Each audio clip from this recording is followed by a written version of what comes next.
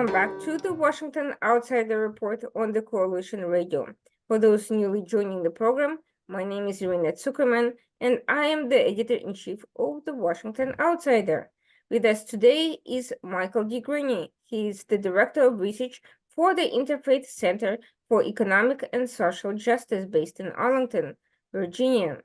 And we'll be discussing a little bit of a obscure topic, which I think is gaining prominence in some circles, which is the discussion of banking and how banking has failed in its mission, and why that is the case, and whether it can actually still play a helpful role. And we'll talk about it in the context of assisting the poor, developing communities, as well as various independence movements, human rights defenders, and other marginalized and vulnerable populations and demographics around the world. We first met with Mr.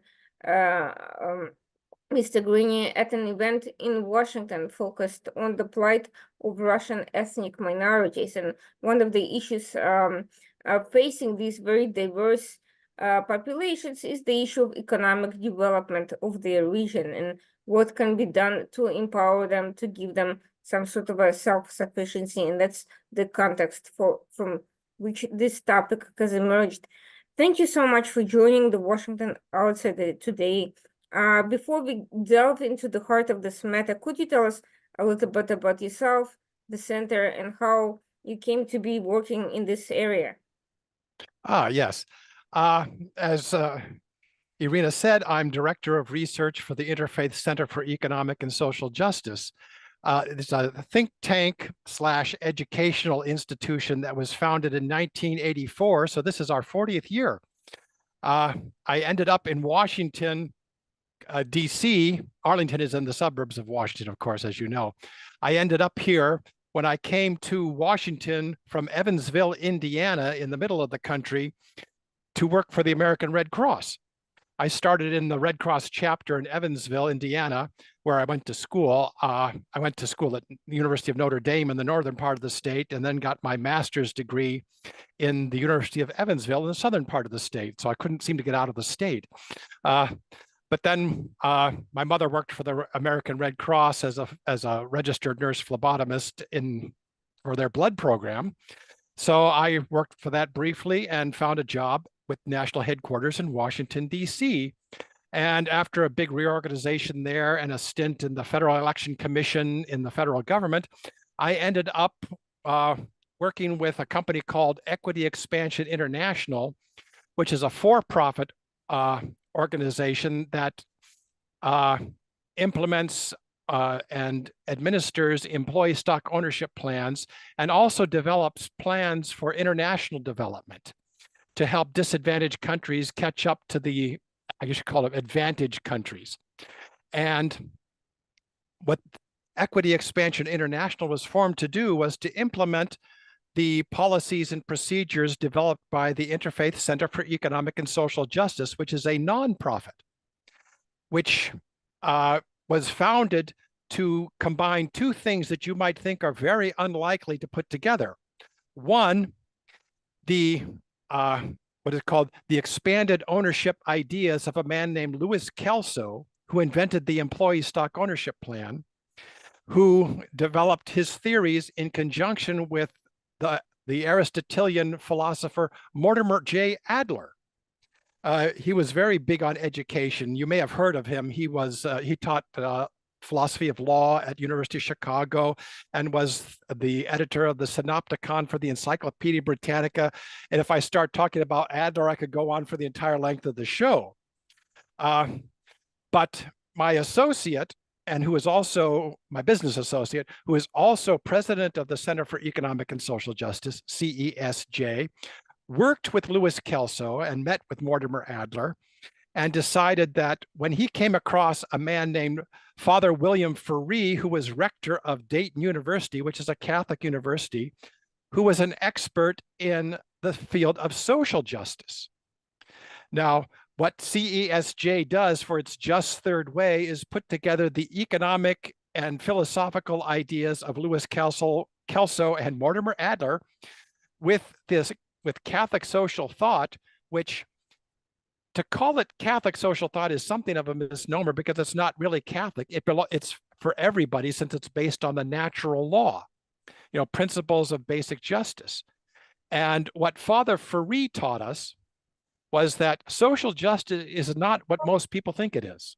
Most people think of social justice as government programs or doing good on a broad scale. No, social justice is the justice concerned with making it possible to do good things. It doesn't mean doing them itself. It's a very subtle approach. I mean, do you see what I mean? Most people are going to confuse making it possible to do something with actually doing something. But this is why we call CESJ the Center for Economic and Social Justice, because we know what to do with economic justice.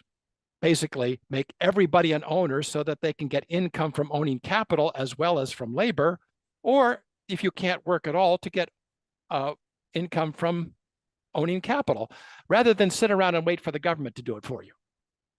And what social justice does is make it possible for people to own capital. It doesn't just redistribute. That's socialism does that. You can see how well that's worked. So, yeah, I can tell by your laugh. Not at all. Well, no, actually, socialism is sometimes necessary in the short run. Suppose everything falls apart and people just cannot take care of themselves because there's a disaster. Well, then it's legitimate for people to pool their money and whatever else they need and to help other people in an emergency. But socialism can only work in the short term as an emergency. Now, you might say that I'm advertising for capitalism. No, because capitalism is not exactly the opposite of socialism. Capitalism is simply socialism in the private sector, because in socialism, the government owns or controls everything. In capitalism, a few people own or control everything. And as you've seen in places like Russia, private sector owners who own everything tend to become the government. So you may call it whatever you want to, but it's still socialism, or maybe socialist capitalism or capitalist socialism. The basic problem, as Louis Kelso saw it, and this was the same problem that the people who developed Catholic social thought saw, is that concentrated power is bad. Anytime you have concentrated power, you're asking for trouble. You may hold the line for a while, but as Lord Acton said over 150 years ago, or actually he was quoting somebody else, power tends to corrupt. Absolute power corrupts absolutely. Now, as American statesman Daniel Webster said, back in 1820, when they were debating on whether they should give the vote to adult white males who don't own property, you can see we've come a little bit further since then. He said, we can't give the vote to people who own property because power follows property, naturally and necessarily. If we give the vote to people who do not own property, they'll use it to take property from the people who do have it. And in a sort of sideways way, that is what has happened. Back in 1820, Alexis de Tocqueville, who visited the United States in the 1830s, said, the people in America are so independent and they control their own lives to such a degree that it's almost as if the government isn't there.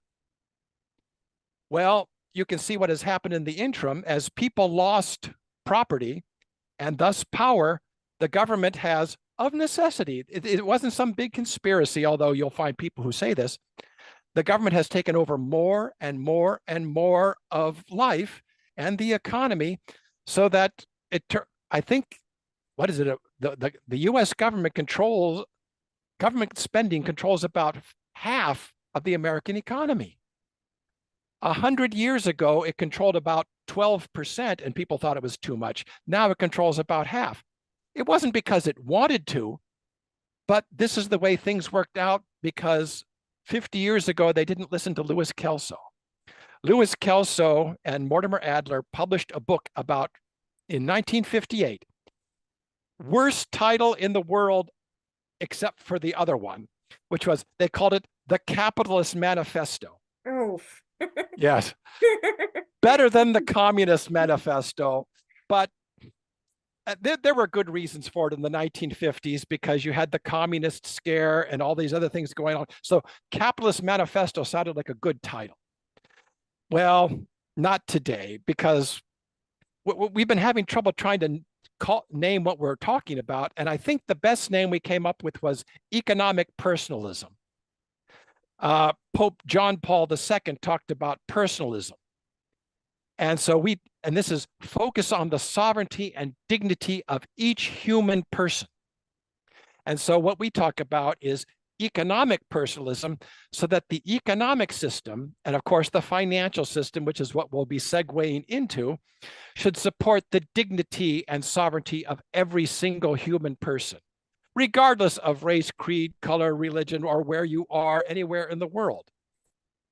The world was made for human beings. Human beings weren't made for the world. They used to say, the state is made for man, not man for the state. Well, we don't have to say just man. We can include women and children, everybody.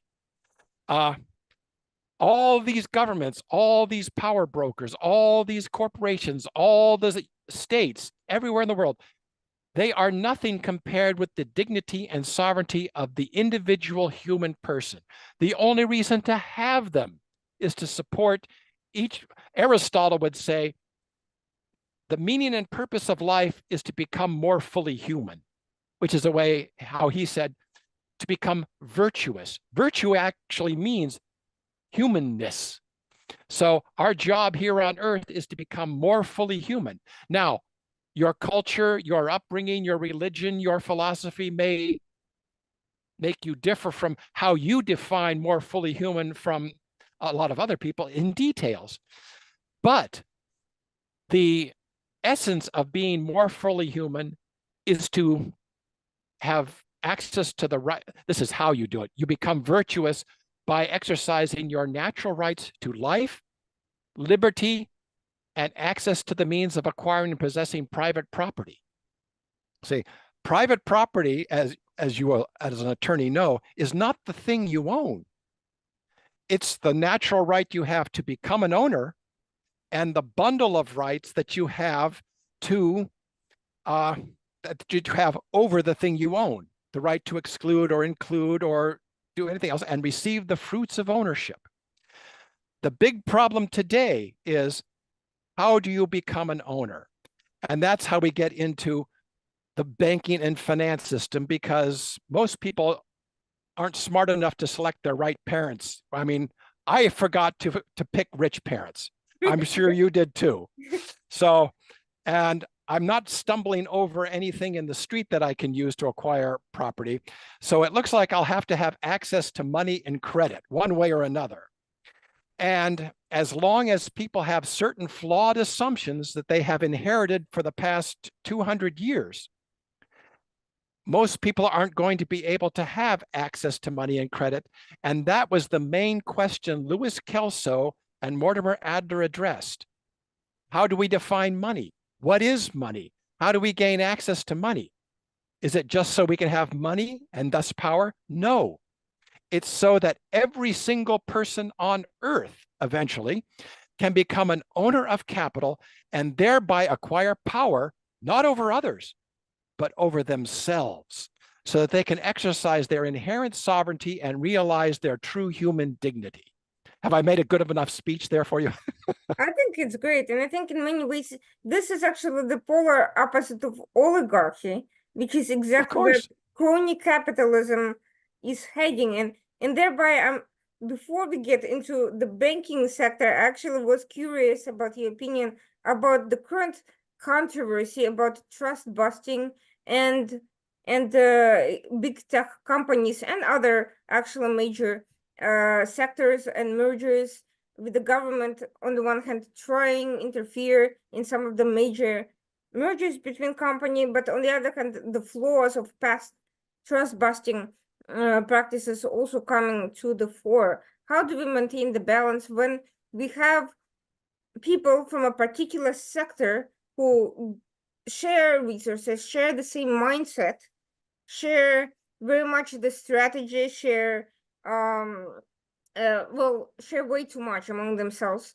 and essentially are looking to exercise a control over means of communication, over they're expanding their businesses past their regional companies into various sectors, and they're also looking for political power. So on the one hand, you don't want to stop people from building businesses and giving jobs and innovating. On the other hand, you also don't want a few people who come from very much the same mindset becoming so politically influential through monopolizing various sectors that they leave no room for anyone else. So Yeah. how do we strike the balance in your vision? You're the perfect host because you ask exactly the right questions. I just finished a book not too long ago covering what was happening in the United States in the 1890s up to the presidential election of 1912. Believe it or not, the question you just asked was the one that concerned everybody in the 1890s. These trusts, they're owning everything. Small people don't own anything. We're being forced out of ownership. We're all being turned into wage slaves, or today it's welfare slaves. And Theodore Roosevelt, the President Theodore Roosevelt, as I refer to him, the good Roosevelt, he wanted to break up the trust. They called him the trust buster. The right idea, the wrong tactic. The problem was not the size of these trusts. It was the fact that they were owned by so few people. J.P. Morgan, who at one time was the richest man in the world, a very nice man, apparently, a very good man, but so powerful that most people portrayed him as evil. And in a sense, he was, because he had so much power. Just by not meaning to do anything, that concentration of power caused immense harm to the country. He personally caused what they called the banker's panic of 1907 simply because he wanted to drive a rival bank out of business. This caused ripples throughout the entire world. And so Theodore Roosevelt said, we have to break up these trusts. Well, yes, that broke up the trusts, but the ownership of them was still concentrated. A friend of Roosevelt, a man named whom you've never heard of, Judge Peter Stenger Grosscup. He was the judge of the Seventh Circuit Court of Appeals in Chicago. You don't have to remember that. It won't be on the test. He and Roosevelt were trying to break up Standard Oil Company. And one of the judges ruled against Standard Oil and levied a fine against them. And Judge Grosscup got on Theodore Roosevelt's bad side by saying that this was illegal. The fine levied on Standard Oil was illegal. Well, a couple of years later, they broke up Standard Oil anyway, but Roosevelt refused to speak to Grosscup after that, which was a tragedy, because Grosscup had the right idea. He said, the way to deal with the trusts is not necessarily to break them up, except, of course, when they're doing illegal things. The way to handle them is to break up their ownership so that as many people as possible own them, and they're not owned by just a few people. What we have to do is, as he put it back in 1904, was we have to peopleize the corporation. Ordinary people have to own America's corporate wealth. And what Lewis Kelson, the only problem was that Grosscup did not understand money and banking. He thought you had to use your own savings to buy corporate shares. And of course, Grosscup also said, we need corporate reform as well, because a lot of people who own shares in corporations can't vote them because ownership is concentrated, power is concentrated. A few people can control the voting shares, and they issue non-voting shares. And even if the shares can be voted, the man named Henry Ford, the Ford automobile, he invented it. He also invented the worst possible way to run a corporation. And it's called the business judgment rule. If the board of directors say that the money that should be paid out as dividends is needed by the corporation, they don't have to pay it out. It doesn't matter if the majority of shareholders votes in favor of it. They have to prove a negative. Now, as a lawyer, you know, this is very bad law. You don't have to prove you're innocent. The other side has to prove you're guilty. I mean, how on earth can the board of directors of a corporation, under the business judgment rule, which was put into law by the Michigan Supreme Court back in 1919, Dodge versus Ford Motor Company, they say, you have to prove we don't need the money. How on earth are shareholders supposed to prove that a corporation doesn't need the money they have in their bank vault and should be paid out as dividends? It is logically impossible to prove a negative, as you know. Well, it was the Dodge brothers. You may have heard of the Dodge automobile. Mm-hmm. This is how it got its start. Henry Ford refused to pay them dividends. So they said, okay, we're going to sell our shares and start our own automobile company. And they came up with the 1926 Dodge automobile, which was so good it made the Model T that Henry Ford had obsolete. Henry Ford had to shut down the Ford Automobile Company for an entire year to come up with an automobile to compete with the 1926 Dodge, and came up with the 1928 Model A. He lost millions and a huge market share because he wouldn't pay dividends. Well, that's an amazing piece of history, which unfortunately has, is not quite as apparent as it should be. No, but wait, there's more. In the 1930s, a man named Louis Kelso was in high school and going to college. Then he went to college, and he said, how is it possible in the greatest, most wealthy country in the world that you have people out of work hopping freight trains trying to find work? He says, this is crazy. Well, he studied the situation and eventually came to the conclusion that the main problem was that, one, you've got problems with the money system. Two, most people by that time didn't own any capital. They were dependent on wage system jobs. Now, you lose a job, if as a wage worker, you lose your job, you lose all your income. If you're a business owner, if you lose a customer, you still got all the other customers. You can lose quite a few customers before you have to close up shop. And of course, if you're starting to lose customers, you better take action. But if you lose your job, the only thing you can do is look for another job. So what Louis Kelso figured out was a way for ordinary people to be able to buy the company that employed them without using reductions in wages or past savings. He called it the employee stock ownership plan. And this was just the prototype. Eventually, what he wanted to see was every single person in the world set up a tiny little vehicle to be able to borrow money, actually create money, purchase corporate shares that legally had to be voting shares and full payout. All earnings attributable to those shares had to be paid out. Of course, this is the theory. How it actually works out in practice, we haven't gotten there yet. We still have to get the laws passed that say you must pay. No, actually, the way to do it is raise the corporate income tax and make dividends tax deductible. There is a way that dividends are tax deductible in the United States.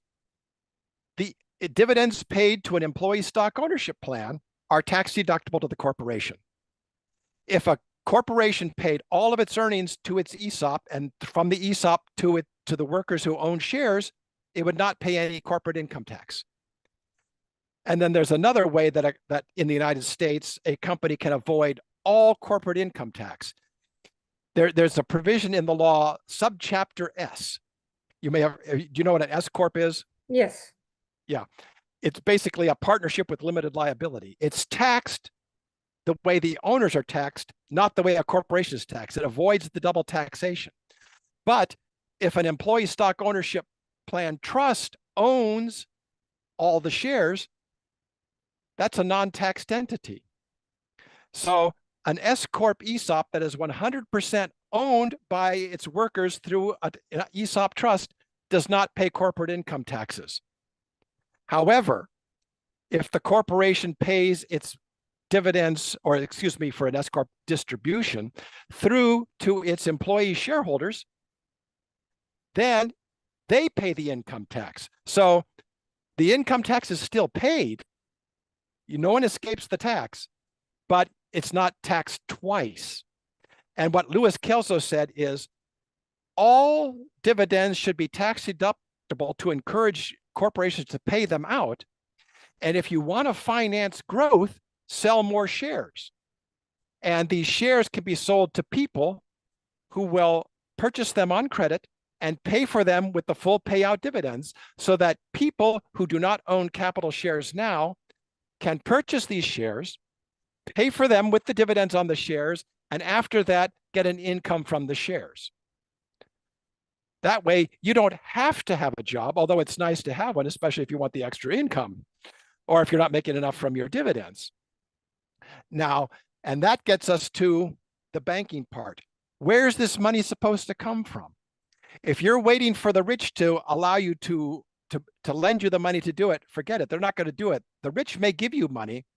The rich may even lend you money, but they're not going to do it in any way that makes it so that they're not going to be rich anymore, or that they won't have a monopoly on power.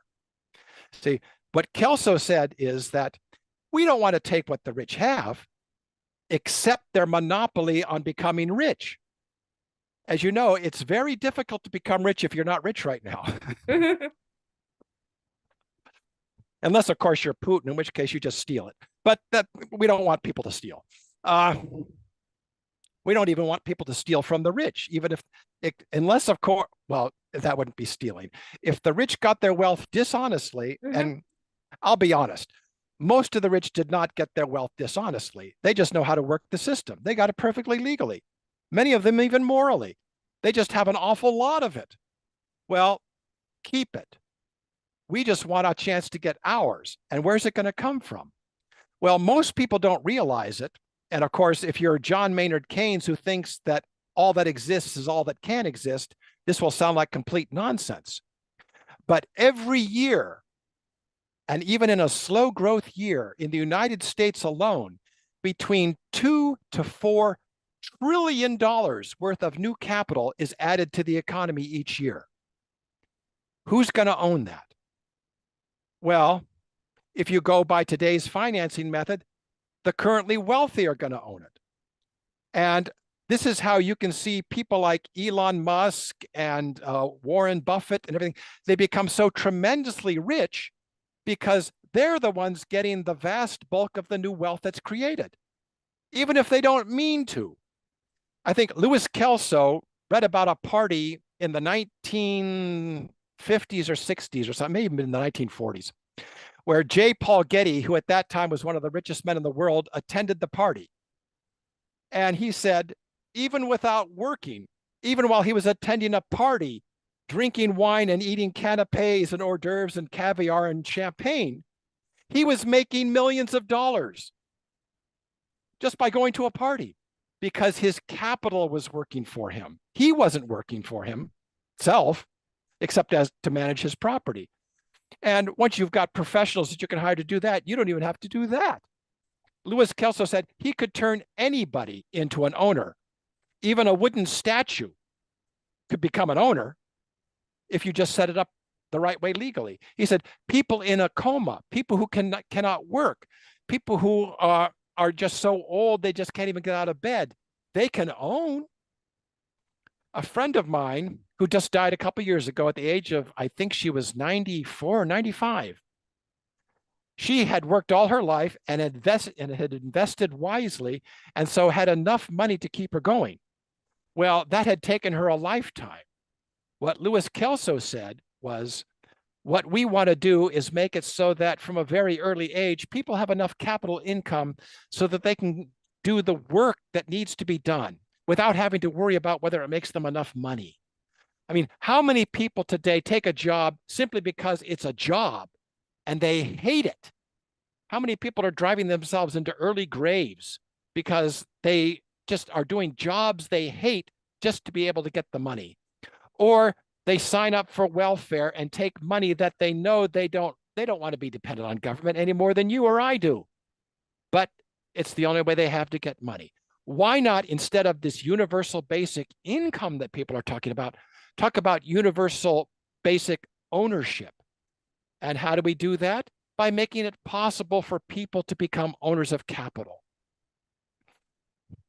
So that brings me to a question of, I think you're really onto something. I think that was sort of the plan, which is why, corporate shareholding ownership became such a big thing. And it has empowered many people. But what we're seeing now is you have increasingly corporate boards controlled by still a fairly limited number of people, which end up doing, the bidding of very narrow interests and not necessarily what most shareholders of these companies want. And when you try to penetrate the corporate boards and gain power and voice and ability to break through the groupthink, it becomes a huge source of controversy. We've seen that with Disney, we've seen that with the university boards, just recently Harvard and so forth.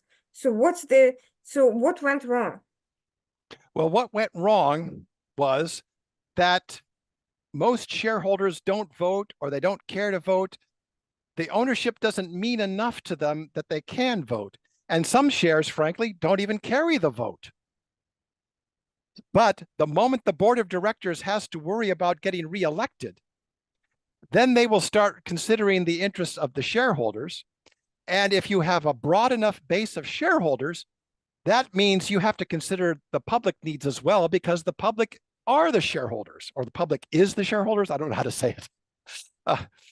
So that the more broadly America's business or the world's businesses are owned, the more the boards of directors are going to have to start thinking about ordinary people, and not just for their own personal short-term benefit.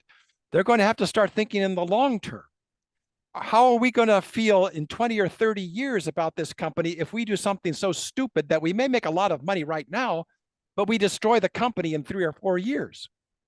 We have to, if we've got 30 million people each voting a share for us and determining whether we're sitting on this board, then they'd better pay attention to what the people want. Otherwise, they won't have a job. So that brings us to the issue of banking, because, banking was supposed to be this mechanism for, uh, essentially lending, and it was supposed to help the economy. It was supposed to help people gain access to capital. Instead, we are seeing that we're seeing a disaster, quite frankly. We saw this in the past year alone. A number of smaller banks went bust due to mismanagement that led a sort of panic. There was a question of whether there was going to be another run on the banks. We're seeing big banks struggle with all sorts of internal issues of various means, and we've seen crisis, like the subprime mortgage crisis, in various iterations thereof since then. So what's going on there? Why have banks turned into this mess? Okay. The short, almost easy answer is repeal of Glass-Steagall in the United States. The Glass-Steagall Act, which was enacted, there are actually two of them, in the 1930s, separated commercial banking from investment banking. Commercial banks can create money. Investment banks invest money. The moment you have the money investors connected to the money creators, you've got a very bad situation, because you can create all the money you want for bad investments. Whereas if the investment bank has to spend its own money or that of its clients, they're going to be a lot more careful about how they spend that money, because they have to pay it back. But if you can create money Who cares? Now, a commercial bank, if it's separated from the investment banks, has to be careful how it creates money, because if it creates money, it wants it to be paid back. In fact, it needs it to be paid back or it won't stay in business. So what Glass-Steagall did was, prior to the 1930s, banks were often both commercial banks and investment banks. So it separated the function so that you couldn't do that again.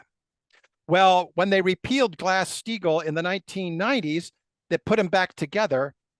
And one of the provisions was Glass-Steagall was that you couldn't have banks in the same bank cross state lines. And some states like Texas and Oklahoma and Pennsylvania were so paranoid about this that they said, you can't have a bank with more than one branch. They did not want banks to become big. The repeal of Glass-Steagall allowed banks to become gigantic. And the bigger the bank, the worse it's going to get. You have the people in Congress saying, oh, we can't allow these banks to fail. Well, then you can't allow them to become that big either, but they did anyway. Now, the long answer and the more complicated answer is that, unfortunately, today and throughout a lot of history, most people don't know what a bank is. In fact, a lot of bankers today don't know what a bank is. You've actually got three categories of banks. And most people think of a bank as the first category, which is called a deposit bank. A deposit bank is legally defined as a financial institution that takes deposits and makes loans. That's a bank to most people. And it's the only kind of bank that they recognize. A lot of Keynesian, in fact, all of Keynesian economics assumes that deposit banks are the only kind of banks that exist. The three mainstream schools of economics today, Keynesianism, monetarist / Chicago, and Austrian, all assume that all banks are deposit banks. Well, a deposit bank is like a credit union. It can only lend what it takes in. An investment bank is a deposit bank. It can only spend what its clients or customers bring to it, or it has on hand to spend, or it's capitalized with to invest in securities and such. But that's only one kind of bank, and it's actually the simplest and least common type of bank. The second category of bank is called the bank of issue or of circulation. Bank of issue is the more modern term. Bank of circulation is what they were called prior to the 18th century. What a bank of circulation does is take existing wealth owned by a borrower and turn it into money. They take a mortgage on it, and they use the mortgage to back. In the old days, they would actually print up banknotes.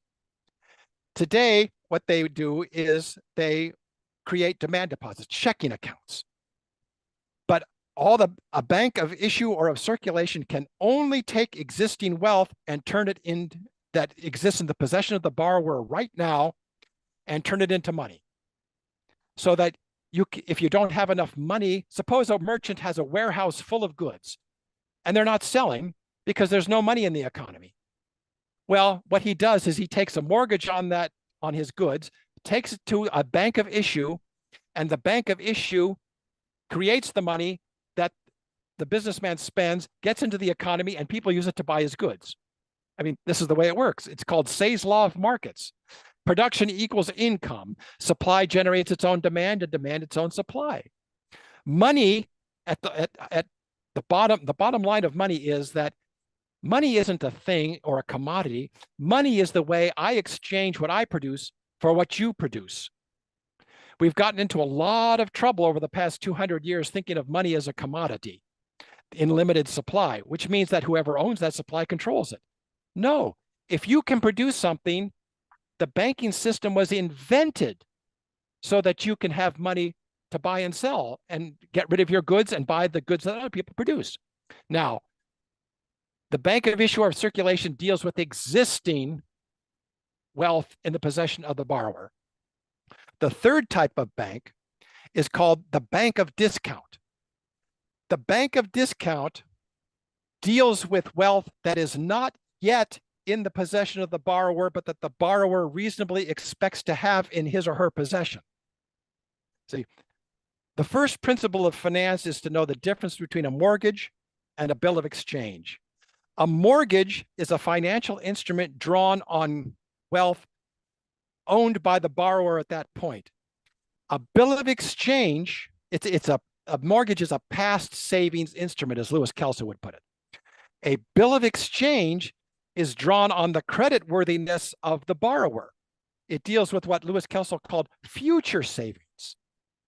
In other words, someone who has a good credit rating and a good character can go to the bank and say, I don't have this right now, but here's my plan to get it.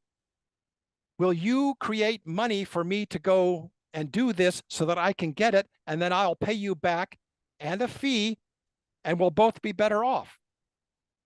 And the bank officer says, well, since this is a bank of discount, yes, we can do that, assuming that we trust you and that you're properly collateralized and meet all the other requirements. Now, I'm going to make it even more complicated. Today, as far as I know, there are no banks of issue and no discount banks that exist by themselves. They were combined to form commercial or mercantile banks. A commercial or mercantile bank today is a combination of a bank of issue and a bank of discount, so that a commercial bank can create money to loan on existing assets, mortgage instruments, or on bills of exchange, future wealth to come into the possession of the borrower. Now, let me give you a little footnote here. When I say mortgage, most people will think home mortgage. No, we're not discussing that. That's a whole different category of things to deal with. We're discussing mortgage type securities, financial paper, commercial paper, anything drawn on an existing asset in the possession of the borrower. So the commercial banks can create money for commerce, industry, and agriculture, so that the economy has enough money, the liquidity to keep running. Now, what happened today? Central banks. I can't forget those. Believe it or not, true central banking was invented in 1694 in England with the Bank of England as a commercial bank for commercial banks. Of course, the British would say a mercantile bank for mercantile banks. A commercial mercantile bank, same thing.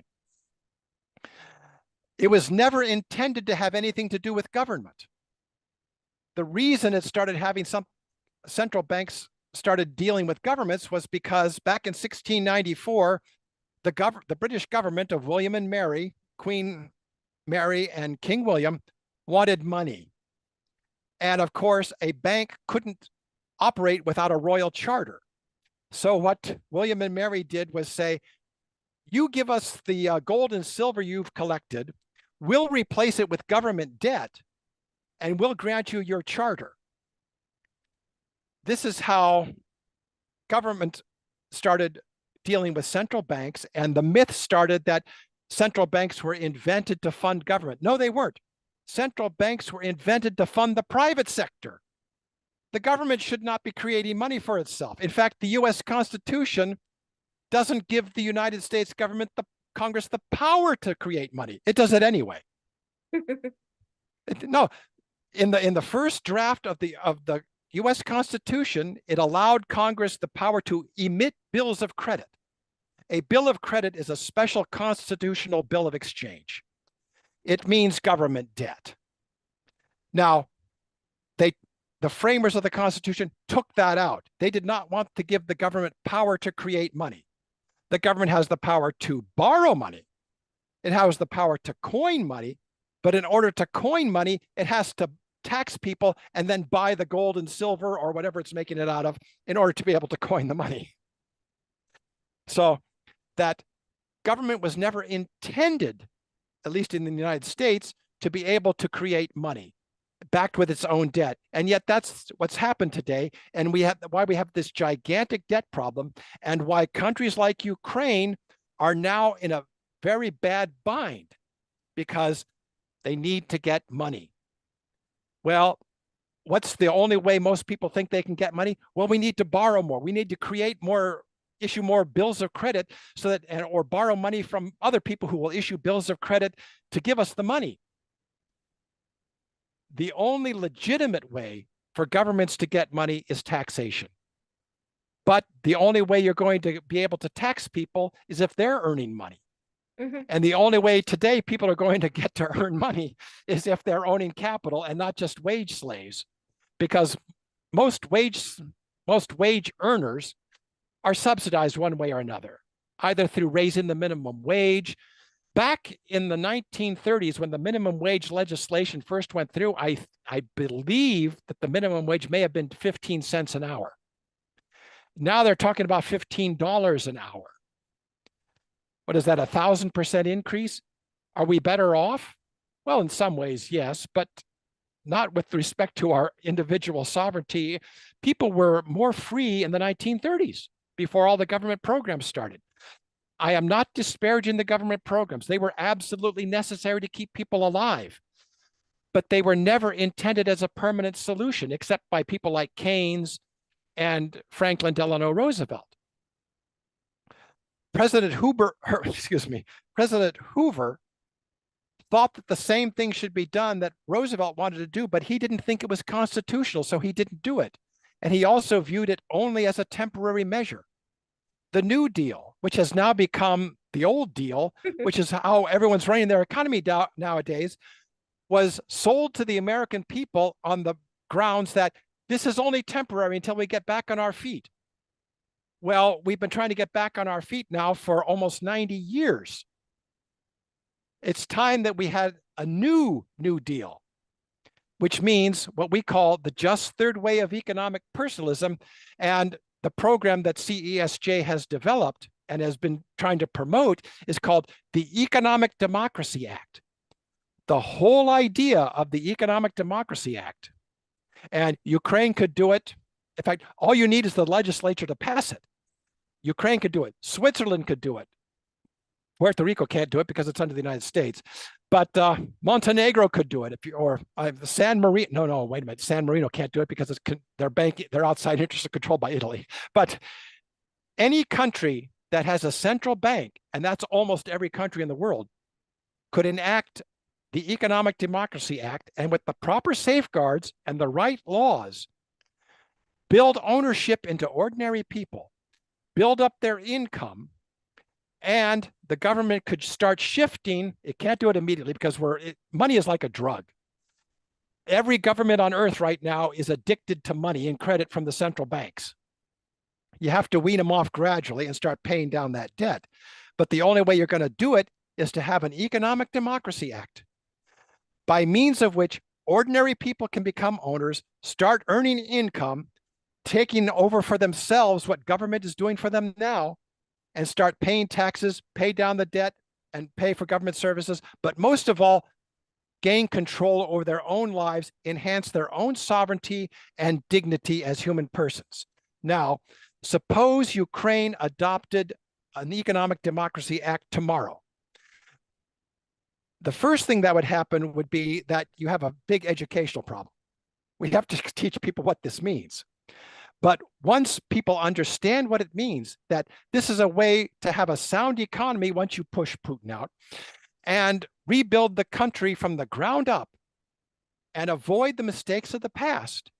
And frankly, I've known Ukrainians, and they are some of the most entrepreneurial people on earth. Every time I talk to a Ukrainian, it's like, oh, yes, I have my little small business that I'm trying to keep starting here. Of course, Putin ruined it for me, but that's I'll get back on my feet again. We hope, assuming that you're allowed to. What an Economic Democracy Act would be to supply the money and credit for that. As long as the business plan is sound, it can do it. And the government can start shifting from issuing debt to taxation to support itself and getting it off all the social welfare programs, except as an emergency. Come on, there are always going to be people who can't make it on their own. They're going to need private charity. They are going to need government assistance, but not on the scale we have it today. Now, what will happen for Ukraine is that once this plan is in place, even if it's not operating fully yet, it will enable it to keep on borrowing money, enhance the war effort, kick Putin out, and then start rebuilding. People have been talking about a Marshall Plan for Ukraine once you get rid of Putin. Well, the Marshall Plan was all past savings, all donated money. No, let Ukraine use its own money. If the other countries want to help, give loan guarantees, provide collateral. A lot cheaper. I'd rather guarantee a loan for somebody who I know will try to pay it back than to sit there and just give them the money. Much cheaper for me. I may not even have to pay. Anybody who gives a loan guarantee to a sound business proposition, and frankly, an economic democracy act for Ukraine would be a very sound proposition. Given the mineral wealth, the entrepreneurial spirit, and frankly, just the people themselves are the best guarantee that an economic democracy act would work. You want to get rid of corruption? Spread around power. Corruption loves concentrated power. I mean, who doesn't? I mean, if I can get all these piles of money that people are shipping in and ship it off to Switzerland in my own private bank account, why not? It's there. But if no money is created until it's needed for something specific, it's a lot harder to steal. And it's a lot harder to hang on to something that you can't steal. Now, you made a very interesting point. You basically said that banks essentially failed in their original mission by transferring this money-making power into the hands of the government and essentially enabling and empowering government to become the single biggest owner of everything in the US. But let's imagine for a second that that was no longer the case. Let's back up and imagine the banks return to their original mission of empowering the private sector. How would we still keep that from turning to empower oligarchies as opposed to the spread of capital among wider populations? Well, remember Louis Kelso's plan was that if corporations want to expand, issue new shares and sell the shares to ordinary people. Well, how do ordinary people get that money? They go to the banks and present them with their plan to buy these shares, and the bank creates the money for the ordinary person, not the oligarch. So that by only creating money for expanded ownership vehicles, or in a way that it spreads out ownership, banks don't mandate that the oligarchs break up their wealth, but it ends up doing that anyway. Because the more power ordinary people have, the less power the oligarchs have. And when they can't use their money to buy all the new capital that's being created in the future, what are they going to do with it? Spend it. What else are you going to do with it? We would love for the oligarchs to spend their money, because that would give an economic boom like you never saw. We don't need stimulus. All we need is for the rich to spend their money. But they don't need it to reinvest. We can invest by making ordinary people into shareholders. Make everybody, not necessarily rich, but well off, comfortable, able to have a decent income. See, the ideal would be what most people think of as middle class. You can get your income from both labor and capital ownership, whichever you prefer. Maybe all capital, maybe all labor. Let it be your choice. But nobody has too little and nobody has too much. If all the wealth in the world were more or less equitably distributed, that would happen. This is what Adam Smith saw back in 1776. The only problem was that Adam Smith thought that human labor would always be essential to production. Of course, he was writing at the beginning of the Industrial Revolution, and he did not see the effect that advancing technology has on human labor. It gets rid of it.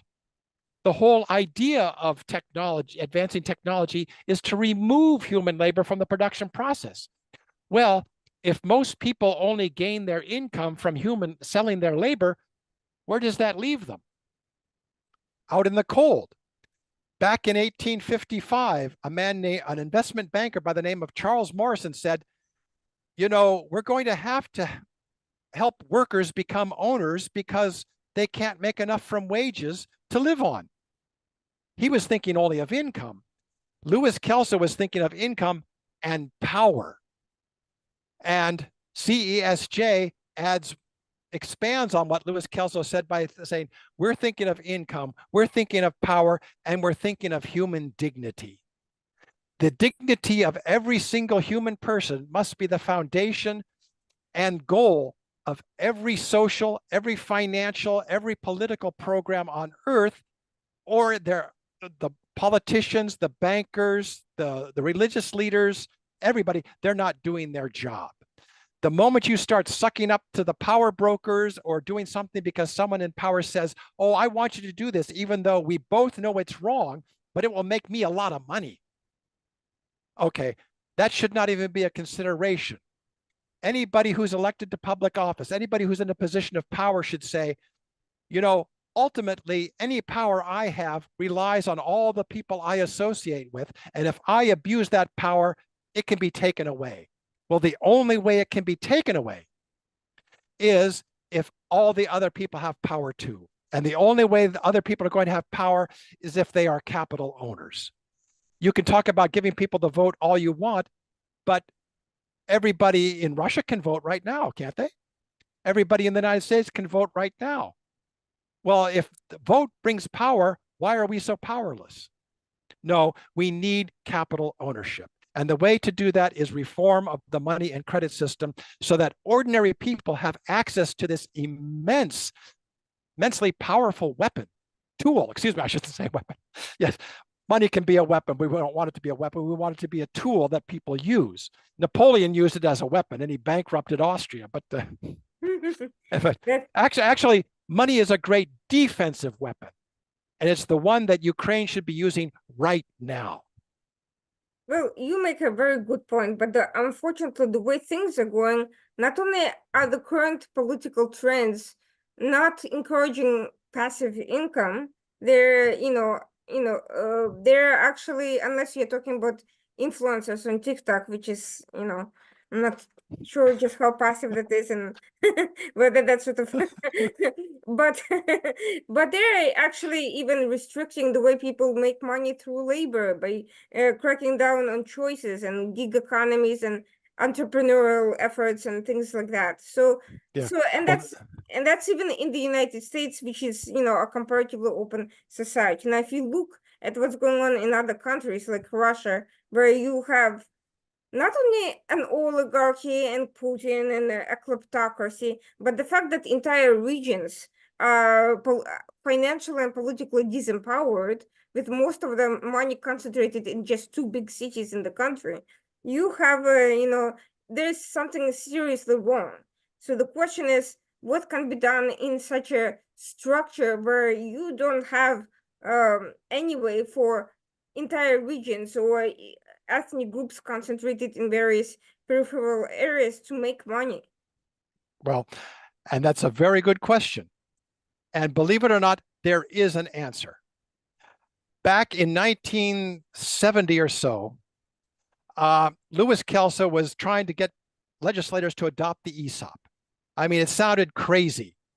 Here's a way for ordinary people without money to become owners of corporations? You're nuts. But he said, but we've done it a couple hundred times. It works. No, you're crazy. It can't be done. Well, my associate, Norm Kurland, I think, oh, yes, he's sitting here listening to me, so I better say this right. After some back and forth with a very powerful senator in the United States, Senator Russell Long, if the name may sound familiar to you, he was the son of Huey Long, who was the big opponent of Franklin Delano Roosevelt. We won't get into that. But Senator Russell Long, whom my associate, Norman Kurland, thought was going to oppose them tooth and nail, somehow got a hold of a copy of Kelso's book, The Capitalist Manifesto, flipped through it, and told one of his assistants, says, I need to meet these people.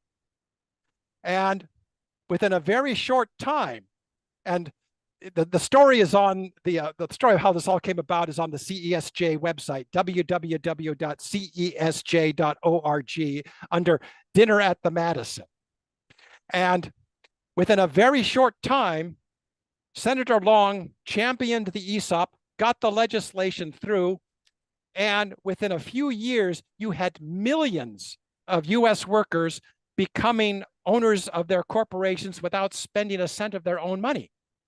Now, Russell Long was one of these people who said, I think people should work for their money, so I'm not going to take it any further than that. So what we need today is the type of leader who will say, I not only want workers to become owners of corporations, I want every child, woman, and man to become an owner of a corporation. And what we need to do is surface a leader or leaders who will have Russell Long's vision, but on a much broader scale. Now, one of the leaders that we think may be open to this once he hears of it is Zelensky. He's in trouble right now. I mean, even when even the congressmen who support him in this country are saying, what are you doing? Well, we can advise him, possibly give him some information on what he should be doing so that people won't be asking that question. And his background is perfect, not just because he's an actor and can sell it. But I understand that he has a law degree and was in corporate finance or something. So he's in a perfect position to understand this. He'll grasp it right away, or he should. I mean, he's no dummy. He wouldn't be where he is if he was. And he admires the two people that were very helpful to CESJ, President Ronald Reagan. We had something called the Presidential Task Force for Project Economic Justice that President Reagan himself, it was a presidential task force. And it was a way to revitalize the economy of the Caribbean Basin and Central America using first worker ownership and then citizen ownership. Of course, Reagan got 100% behind this, and he called for an Industrial Homestead Act, which we started calling the Capital Homestead Act, and finally the Economic Democracy Act. Well, he ran into political opposition. He couldn't quite get it to move, but he did get it into this public, discussion. Now, the other person that Zelensky admires was Pope St. John Paul II. And believe it or not, we met with him. And a friend of mine says that what we're talking about when we talk about economic personalism is exactly what Pope John Paul II was talking about. And I can't confirm this, but according to my friend, I won't give you his name because he doesn't like it to be known around. He said that John Paul II recommended what we're talking about. We didn't call it the Economic Democracy Act, then we called it the Capital Homestead Act. He recommended it to 3 visiting heads of state. As I said, I can't confirm this. I wish I could. And apparently they nodded and then didn't do anything. I mean, after all, what's this guy Pope know? What does he know about finance? Everything? He was only under the Nazis and the communists. He doesn't know anything. But not too long ago, I was doing some work with Cardinal Pell. Did you ever hear of him? Yes. Yes. And he was asking me, said, can we use the Vatican Bank as a development bank to help foster some development in Ukraine and in some of these towns in Italy that are being depopulated and places in other places in Europe? Can we do that? And immediately I answered, no. The Vatican Bank is the wrong kind of bank. Remember I talked about the 3 categories of bank? The Vatican Bank is actually a glorified credit union and investment bank. It is not a commercial bank. So what I suggested to Cardinal Pell and what we were discussing right before he died, unfortunately, and that it's just like, why did things like this happen?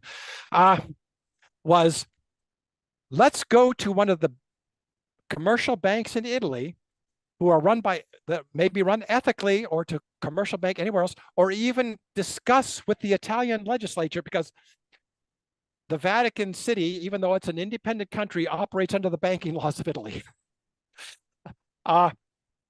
Can we either go in with an existing commercial bank or form a commercial bank to be a development bank that would carry out projects like this? Very feasible. Cardinal Pell was the right kind of leader. Unfortunately, he died.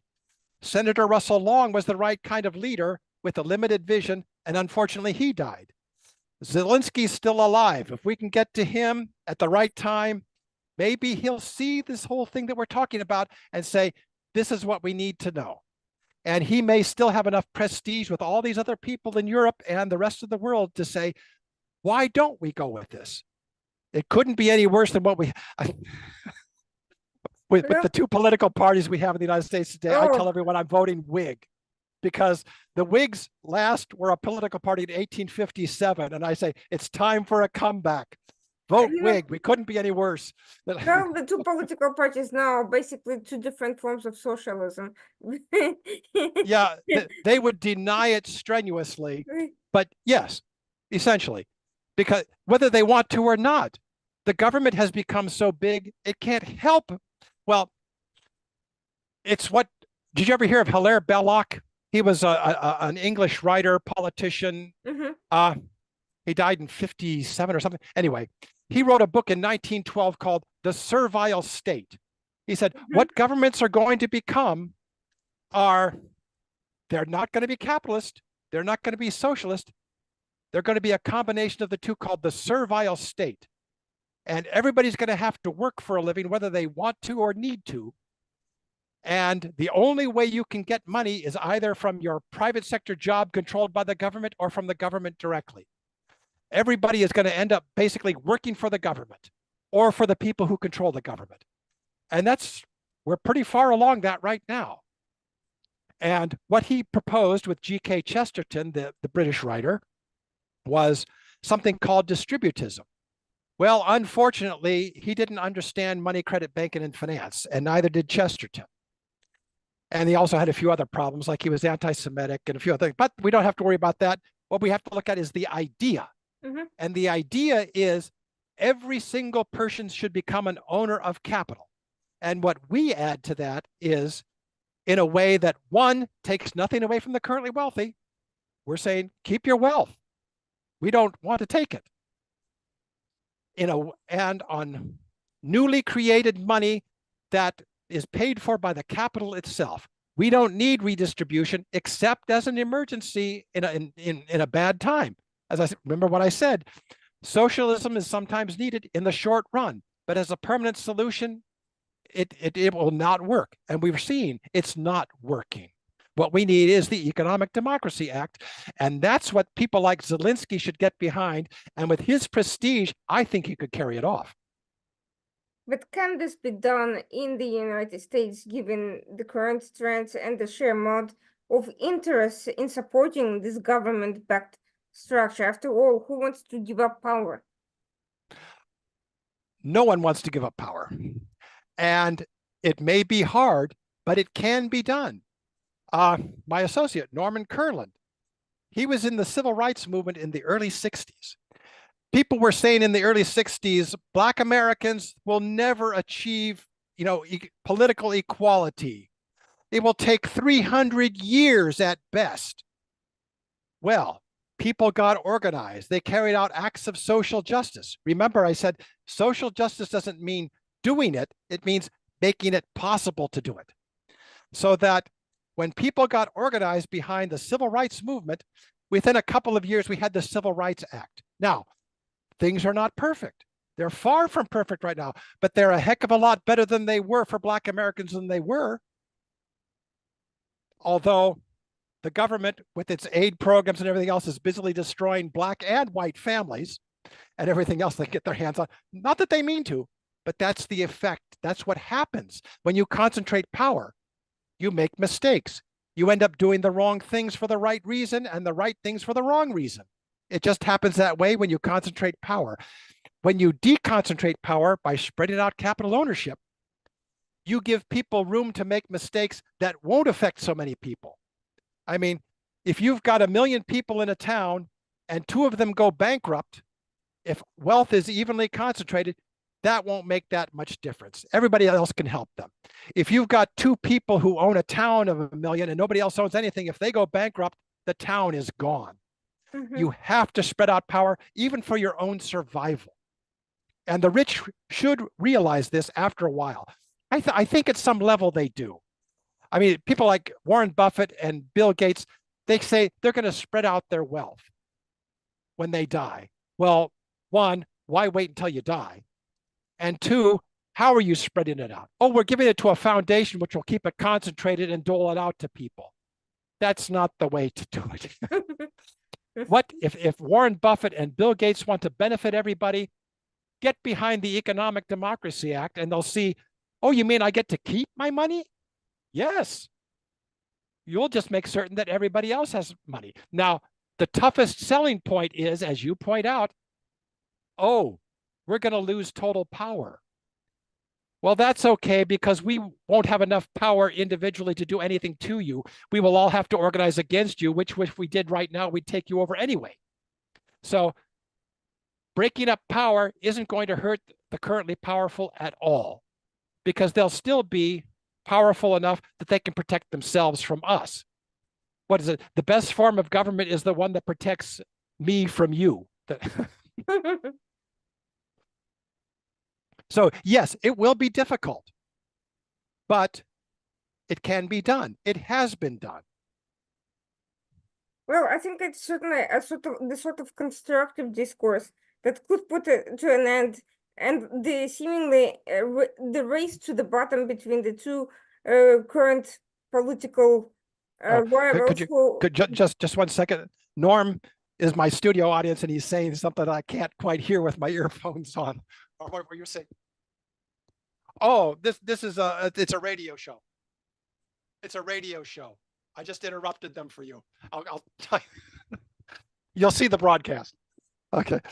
I forgot to tell him who I was talking to.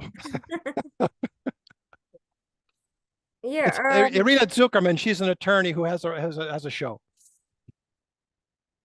Yeah, I think this is a kind of a very different shift in focus from the race to the bottom, fighting over who is the biggest political victim, to actually talking about empowering everybody regardless of their ideologies, political grievances, and so forth. Yes. We have a fellow in St. Louis right now, Gene Gordon. He has an organization he calls Descendants of American Slaves for Economic and Social Justice. Not a snappy name. But what he's doing is he's trying to get the people in the north part of St. Louis, the depressed area, the poor area, the places that have been blighted, which is a legal term in Missouri. And he said, we don't need to live like this. We can rebuild the economy ourselves. What we need is our own moderate, within current law version of an Economic Democracy Act. We call the Citizens Land Development Corporation.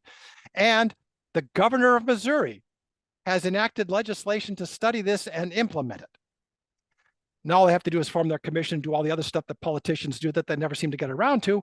But the fact is, there is legislation on the books in one state in the United States. Any other state can use this as a model. Any other country can use this as a model. That is fascinating, and I'm glad to hear of such an initiative, because you never hear of anything of that kind. You just, hear about government DEI programs, and that's about it. Yeah. Well, who wants to hear about people helping themselves and doing good when you could have, people talking about screwy stuff going on the news? I mean, it's not interesting. Well, I for one am hoping to actually at some point also make a separate broadcast with him to talk in more detail about that very laudable effort and what's needed and what needs to happen and how that can become a model for other cities and areas, because I think that certainly is very promising. But thank you so much for this for distilling this very, very interesting idea to people who probably have never heard of it, thanks to our educational system. And Yes. Well, if you want some free books, there's lots of literature and free ebooks on the CESJ website. if you pull down the menu bar, it'll say free ebooks. And one of the books is Capital Homesteading for Every Citizen. We're trying to revise it. It needs updating. It's 2004, so it does need a lot of updating. There's also Economic Personalism, which I co-authored with Dawn K. Brohan, D-A-W-N, and it's fairly short. And there's a number of other books. You can get Kelso's book there for free, The Capitalist Manifesto, and also his second book that he wrote with Mortimer Adler, The New Capitalists from 1961, that describes financial changes and the financial system that needed reform. So there's a ton of material there. You could probably go through it for about a year or two and still not get through everything that's there. But the books are free. Although if you want to buy them, they're on Amazon too. Well, thank you so much. That's really great to know, because I, for one, will be making good on that and looking more into these issues, which I wish had been introduced to me earlier in life, but better late than never. And I really hope that this kind of spreads around, because I guarantee you it's not that most people oppose what you're just saying. They probably have never heard of it, probably for reasons that are easy to imagine. They simply did not have access to that information. They never heard of it and never even thought that something like that exists. But once they do, I think it may attract a lot of interest. This was really fascinating. Thank you again for those watching the program. This was the Washington Outsider Report on the Coalition Radio, and we were discussing how banking has failed in its original purpose and whether it's possible to use it to achieve positive ends for everyone, for very, very broad portions of population, and not just the select few who know how to use it effectively now. And we'll be back again next week, Tuesday night at 9 p.m. for our next show.